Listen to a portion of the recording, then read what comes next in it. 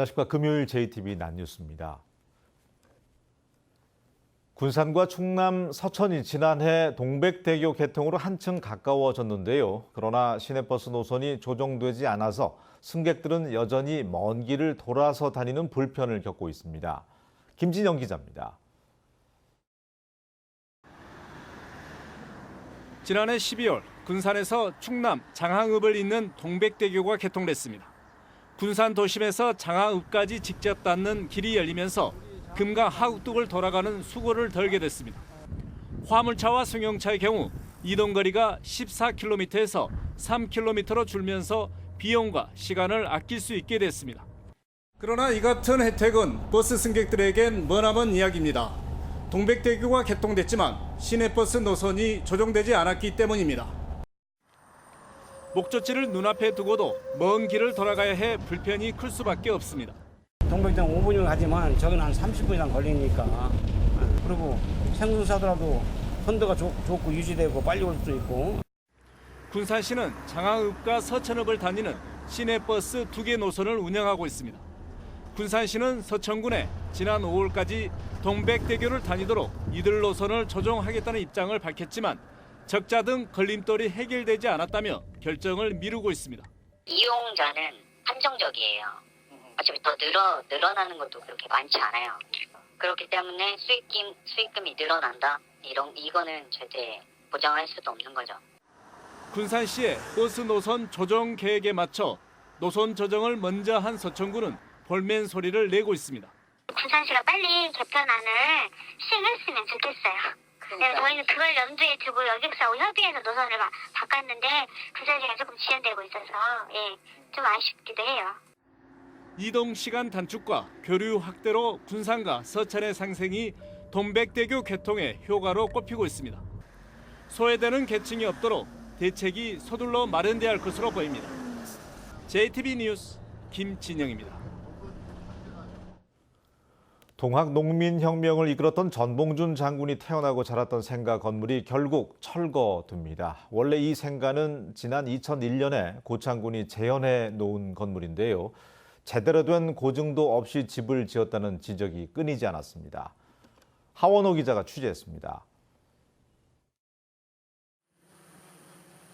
전봉준 장군이 태어나 13살까지 살았던 고창 당촌마을입니다.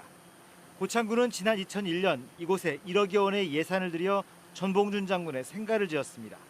새로 지은 생가는 안채와 헛간 등 모두 2동인데 안채는 5칸으로 이루어져 있습니다. 그런데 고창군이 별다른 고증 절차를 거치지 않고 졸속으로 집을 지었다는 지적이 그동안 끊이지 않았습니다. 전봉준 장군이 실제 살았던 집은 2칸짜리 초가 3간인데 고창군이 재현해 놓은 생가는 너무 크다는 겁니다. 고증이고 무시고 문화재 전문위원은 저한테 물어봐서 제가 옳게 가르쳐줄 거 아닙니까? 2칸 텟집이니까 2칸 텟집으로 해야지 말이요. 이런 이유 때문에 동학농민혁명의 최고 지도자가 나고 자란 곳이라는 역사적 상징성에도 불구하고 문화재 지정조차 받지 못했습니다. 고창군이 전봉준 장군의 생가를 결국 철거하고 생가터에 표지석만 설치하기로 했습니다. 여기에만 다시 수천만 원의 예산이 들어갑니다. 철저한 고증 없는 문화재 재현이 결국 예산 낭비로 이어졌다는 지적을 피할 수 없게 됐습니다. JTB 뉴스 하원호입니다. 전라북도 산하 공공기관 가운데 상당수는 단체장의 연봉이 1억 원을 훌쩍 넘는 곳이 적지 않습니다. 이 때문에 일정 규모 이내로 연봉을 제한하자는 조례안이 발의됐는데요. 전라북도가 상한선을 사실상 더 높이자는 수정안을 내서 진통을 겪고 있습니다. 이승환 기자입니다. 지난해 기준으로 전북개발공사 사장의 연봉은 9천만 원가량, 수당과 1,600만 원의 성과급까지 더하면 모두 1억 2,500만 원에 이릅니다. 정의당 최영심 도의원은 뚜렷한 기준이 없는 공공기관장의 보수를 최저임금과 연계해 상한선을 두는 조례안을 발의했습니다. 그 상한선에 대한 기준이 전라북도에 없습니다. 그래서 그 상한선에 대한 거를 일반 노동자와 그 노동자 임금과 연계해서 좀 상한선을 정해 놓으려고 하는 겁니다. 2018년의 경우 최저시급이 8,350원인 만큼 이를 연봉으로 환산하면 2,094만 원. 이 조례안이 통과된다면 공공기관장은 이에 7배인 1억 4,660만 원, 임원은 6배인 1억 2,564만 원 이내로 보수가 제한됩니다. 하지만 전라북도는 이 기준 이상의 보수를 지급하는 공공기관이 없는데도 상한선을 더 완화하는 수정안을 냈습니다. 연봉에서 기본급과 고정수당 등은 포함하되 성과급은 빼고 저명한 사람이나 특별한 사유가 있는 경우 달리 정할 수 있는, 그러니까 보수를 상한보다 더 줄 수 있도록 해달라는 겁니다. 연봉을 너무나 강하게 가이드라인에 설정했을 때는 사유 점용 인사를 영입하는데 어려움이 있을 것으로 생각됩니다. 도외는 하지만 성과급을 제외하면 임금 총액이 많게는 1, 2천만 원 이상 늘어날 수 있고, 저명함에 대해 자의적인 판단이 개입되면 조례가 무력화될 수 있다는 입장입니다. 결국 전라북도의회 행자위는 논란 속에 조례안 심사를 9월로 미루기로 했습니다. 부산과 경기도에서는 이미 조례가 통과됐고, 경기도에서는 상한선을 넘어선 새 기관장에 대해 연봉 조정을 권고할 예정입니다. JTB 뉴스 이승환입니다. 익산 남성고가 자사고 지위를 포기하고 일반고로의 전환을 확정했습니다.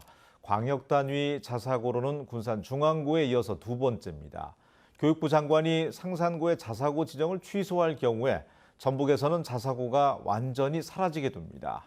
조창현 기자가 보도합니다. 지난 10년간 자사고로 운영되어 온 익산 남성고가 내년부터 일반고로 전환됩니다. 학교법인 남성학원은 이사회를 열고 남성고의 일반고 전환 안건을 승인했습니다. 남성고는 그동안 교사와 학부모들의 동의 절차를 밟아 일반고 전환을 준비해 왔습니다. 총동문회도 일반고 전환을 촉구한다는 입장을 재단 측에 전달했습니다. 남성고는 2년 전부터 신입생 미달 사태가 이어지면서 재정적 어려움을 겪어왔습니다. 또 내년으로 예정된 자사고 평가를 통과하기 쉽지 않다는 현실적인 고민도 작용한 것으로 보입니다. 자사고에 대한 일반인들의 인식이 좀 많이 초반보다는 사그라들었잖아요. 그런 상황에서 신입생 모집이 어렵다, 현실적으로 접근하자 이런 게 컸었죠, 지난번에 말씀. 남성고는 다음 주 초쯤 전북교육청에 일반고 전환 신청서를 제출할 계획입니다. 이후 교육청 심의와 청문을 거쳐 교육부 장관이 동의하면 내년부터 일반고로 신입생을 선발합니다.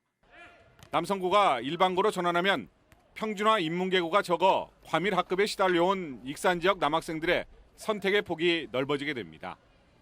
자사고가 일반고로 전환되면 정부가 3년간 교육 안정화 자금 10억 원을 지원하며 전북교육청에 추가 지원도 가능합니다. 일반고로 전환할 필요성이 생겨서 그 판단해서 일반고로 전환하고 하는 것이니까 그 뜻을 정중하게 받자고 이렇게 했습니다. 뭘 하겠다 그런 약속을 하지 말고 아무런 약속하지 않았다고 해서 교육감이 교육청이 아무것도 하지 않고 있겠냐. 앞서 일반고 전환을 신청한 군산중앙고는 교육청 청문 절차를 마치고 교육부 장관의 동의만 기다리고 있습니다. 한편 전국적인 관심을 모으고 있는 상산고에 대한 자사고 지정 취소 여부는 이달 말쯤 발표될 것으로 전망됩니다. JTB 뉴스 조창현입니다. 익산의 한 요양병원 이사장이 10여 년 동안 수십억 원을 가로챘다는 주장이 제기됐습니다. 병원 노동조합은 이사장이 가족을 허위 직원으로 등록하고 수익도 축소 신고했다며 경찰 수사를 촉구했습니다. 나금동 기자입니다. 익산에 있는 한 요양병원입니다. 이 병원 노조는 회계장부를 근거로 이사장이 가족과 지인 10여 명을 직원으로 등록해 월급 수억 원을 가로챘다고 주장했습니다. 저희 병원의 직원도 아니고 뭐 이사나 감사도 아닌 사람은 그 사람이 누구냐 하고 이름을 봤더니 이사장 부인이더라고요.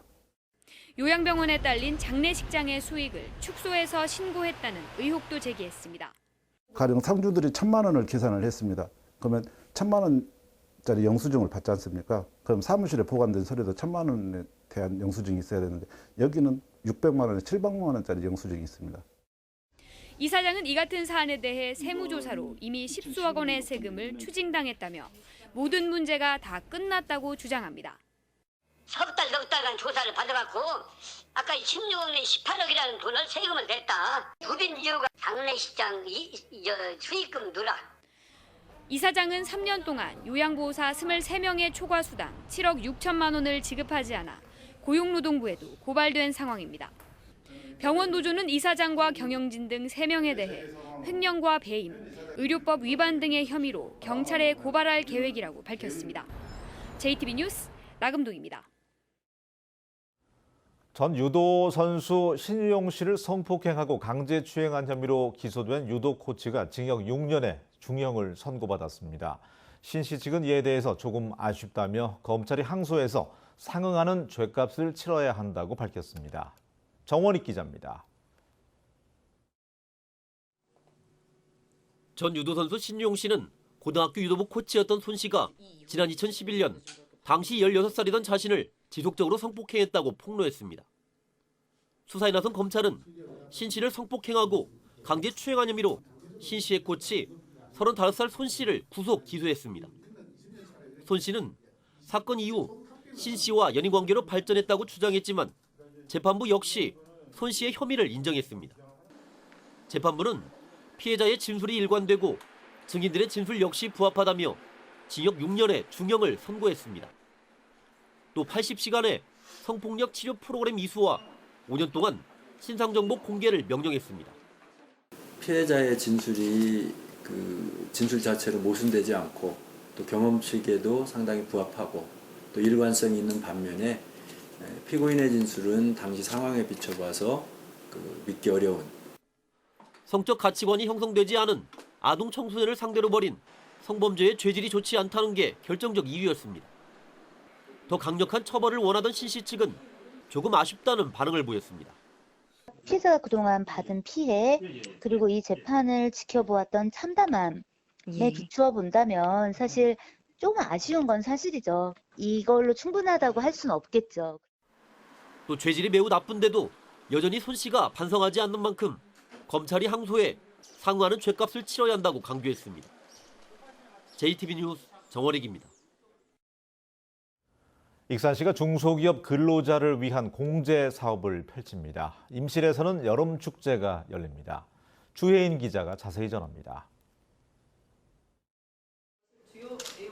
익산시가 중소벤처기업진흥공단과 함께 중소기업 근로자를 대상으로 익산 내일체험 공제 사업을 실시합니다.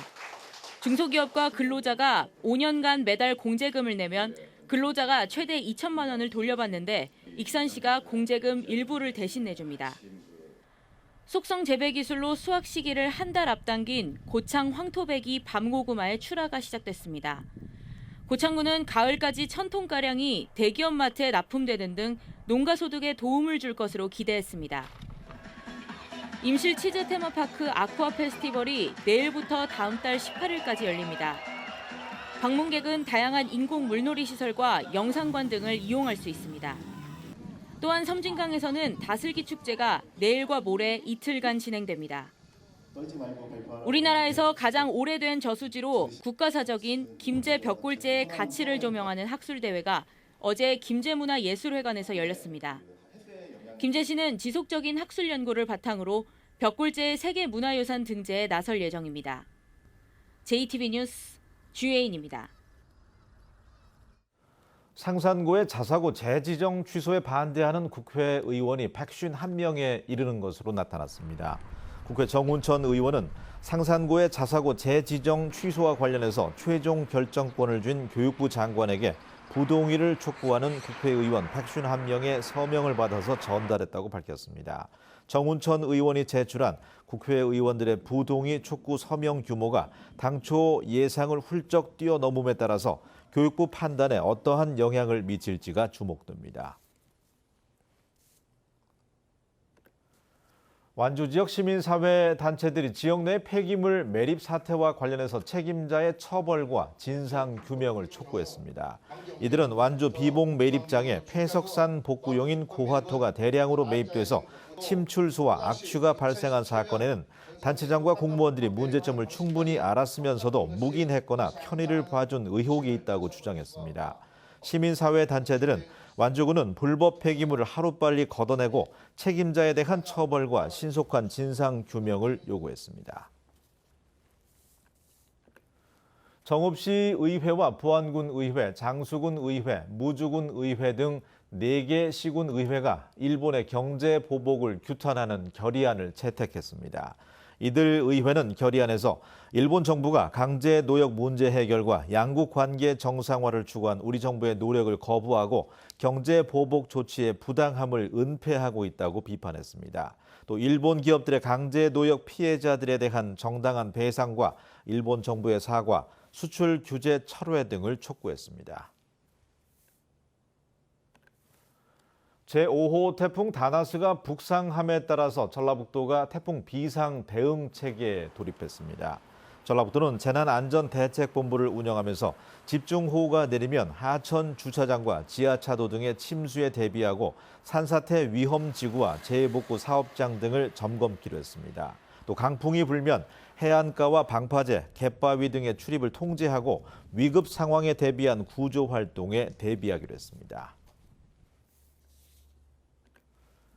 날씨입니다. 오늘도 대체로 흐린 가운데 장맛비가 이어지겠습니다. 비는 주말인 내일 밤까지 50에서 150mm가 더 내린 뒤에 그치겠습니다.